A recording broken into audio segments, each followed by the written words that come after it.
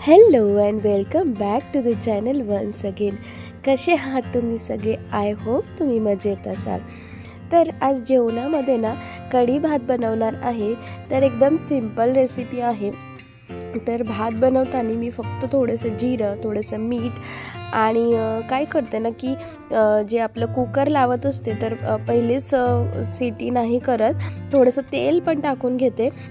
आणि पावसाळा पण आहे आणि पावसाळ्यामध्ये कढी भात तर एकदम भारी लागतो, टेस्टी लागतो आणि मस्त खायला गरम गरम, स्पेशली गरम गरम कढी आणि भाताचा जो बेत आहे तो एकदम मस्त आहे.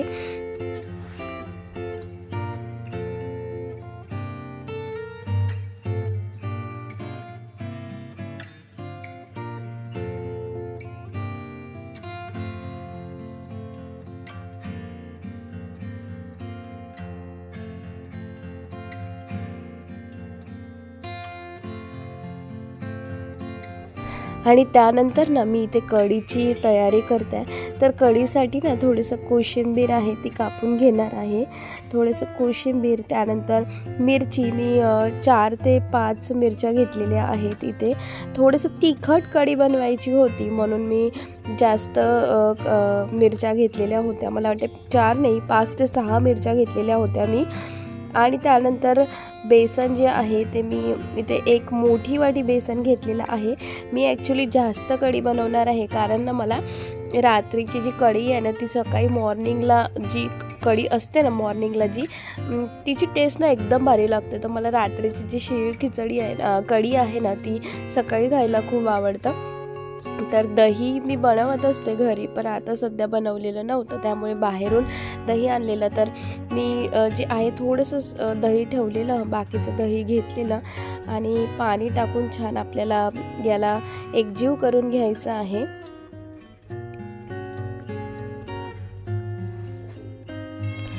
तर थोडंसं हळद आणि मीठ टाकणार आहे. ॲक्च्युली ना आमच्या खानदेशामध्ये माझ्या सासरी ना हळद टाकत नाही, बिना हळदीची कढी बनवतात.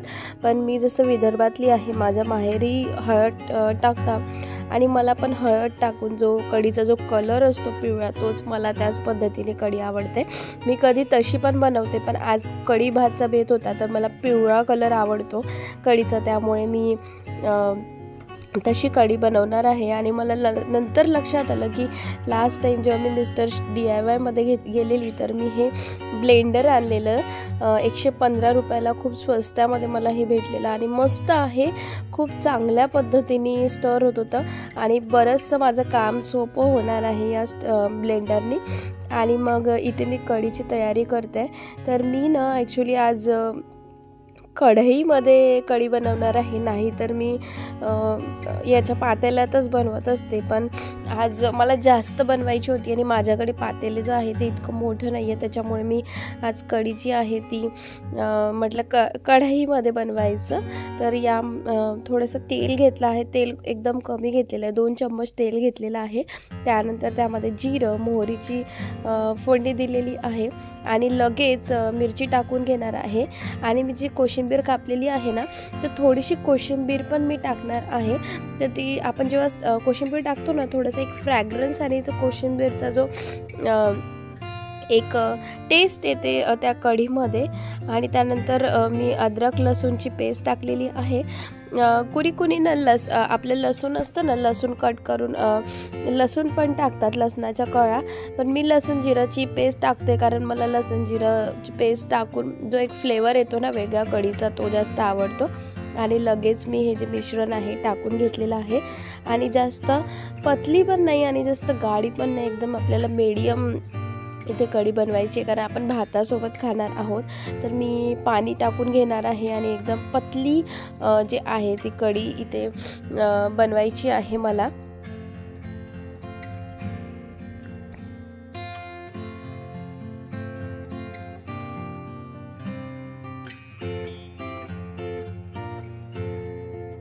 तर कढी आणि भात माझा होतोय तेवढ्या वेळात माझे बाकीचे जे काम आहे ते पण मी आवरून घेते. सकाळी मी मोड बनवलेली तर ती मोड थोडीशी शिल्लक राहिलेली ते पण मी पातेल्यात काढून भांडे जे काही आहे ते ठेवून देते वॉश बेसिनमध्ये. मी थोडासा राईस पण उरलेला होता तर तो पण काढून घेते आणि त्यानंतर विहानच्या पप्पांचा टिफिन होता तो पण काढून घ्यायचा होता. तर ते सगळं जे काम आहे ती मागे पुढे मी स्वयंपाक करता करता हे सगळं काम पण करत असते. म्हणजे काय होतं ना, स्वयंपाक करता करता हे बाकीचे काम पण आपलं होऊन जातं. म्हणजे जेवण केल्यानंतर ना मग काय फक्त ओटाच आवरायचा असतो, बाकीचं तर सगळं आवरलेलं राहतं. तर भांडे पण लावायचे होते. आता काय झालं आहे ना, पावसाळ्यामुळे ना भांडे ना लवकर वाळत नाही, त्यामुळे ना मी संध्याकाळी सकाळचे जे भांडे असतात ते संध्याकाळीच लावते. मला दिवसभर काही वेळ नसतो, त्यामुळे संध्याकाळच्या वेळेला प्रॉपर भांडे वाळून पण जातात.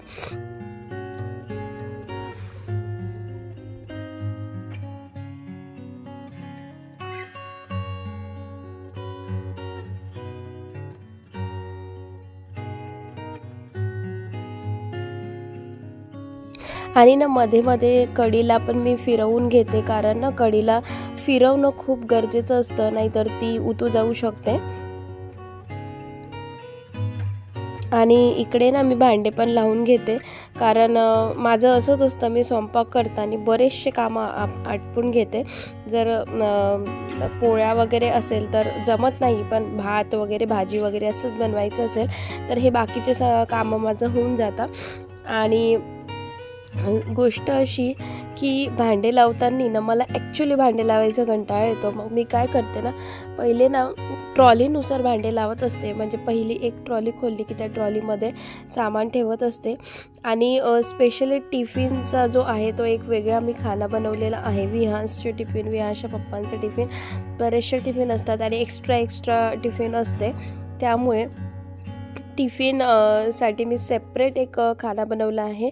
आणि त्या खाण्यामध्ये म्हणजे मला इझी पडतं, सगळे टिफिन एका खाण्यामध्ये ठेवलं तर इझिली सापडतं पण सकाळी, आणि सकाळी ना घाई पण होत नाही माझी.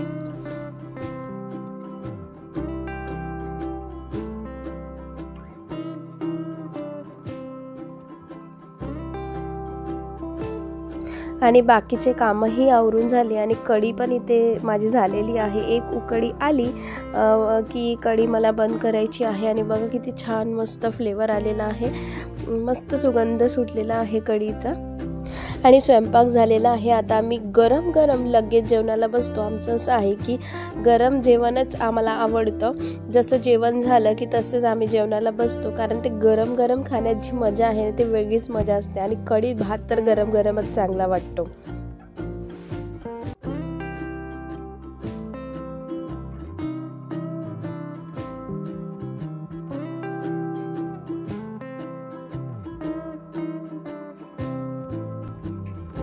तर जेवण झालेलं होतं, ओटा आवरायचा होता. म्हटलं ओटा आवरायच्या आधी ज्या भाज्या आज आणलेल्या होत्या बाजारातून त्या आपल्याला ऑर्गनाईज करायच्या, ठेवून घ्यायचे आहे. तर मी ना असे प्लास्टिकचे ऑर्गनायझर ऑर्डर केलेले.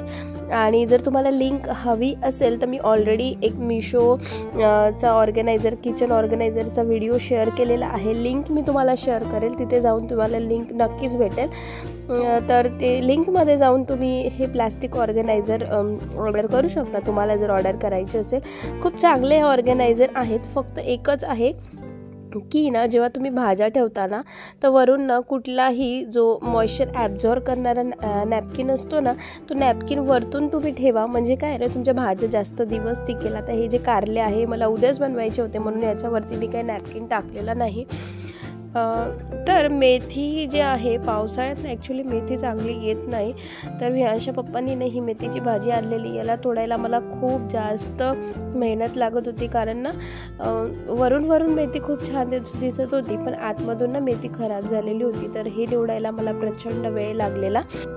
काय होतं ना, ॲक्च्युली भाजी वगैरे निवडणं जे काम आहे ना ते मला ओट्यावरतीच करावं लागतं. कारण मी विहांशमुळे ना हे काम हॉलमध्ये टी व्ही पाहता तर बिलकुलच करू शकत नाही, कारण तो मला खूप त्रास देतो आणि त्या भाजीलाच तो चिवड चावड करतो, त्यामुळे माझं काहीच होत नाही. त्यामुळे हे सगळे जे काम आहे ती मोठ्यावरतीच करत असते. आणि माझी भाजी पण निवडून झालेली आहे आणि हे सगळं बघा किती कमी भाजी निघाली आणि बाकीचा सगळा कचरा निघालेला. तर हे सगळं मी आवरून घेते आणि मला ओटा पण आवरायचा आहे.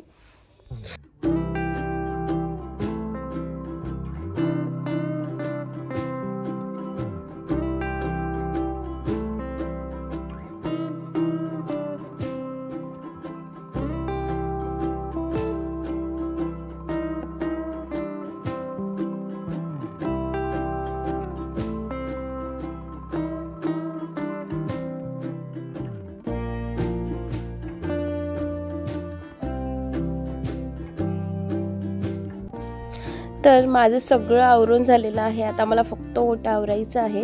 तर मंडळी ओटा आवरायचा असेल तर मी तुम्हाला याच्या आधी पण सांगितलं आहे की मी विनेगारचं सोल्युशन बनवलेलं आहे. तर ते स्प्रिंकल करून घेते, पण सकाळीच ऑलरेडी चांगल्या पद्धतीने स्प्रिंकल केलेला होता. त्यामुळे आता फक्त पाण्याने कोरड्या कपड्यांनीच पुसणं होतं, कारण की ओटा तेवढा काही खराब झालेला नव्हता.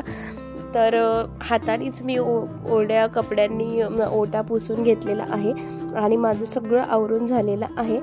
आणि मी आता एडिटिंगला बसणार आहे लगेच. आणि ब्लॉगचे जे काम आहे ते मी जेवण झाल्यानंतर वरती सगळं आवरून झाल्यावरती करत असते. स्पेशली विहांशचे पप्पा झोपल्यानंतर माझं ब्लॉगचं एडिटिंग सगळं काम होत असतं. तर चला मंडळी, आजचा होता हा ब्लॉग.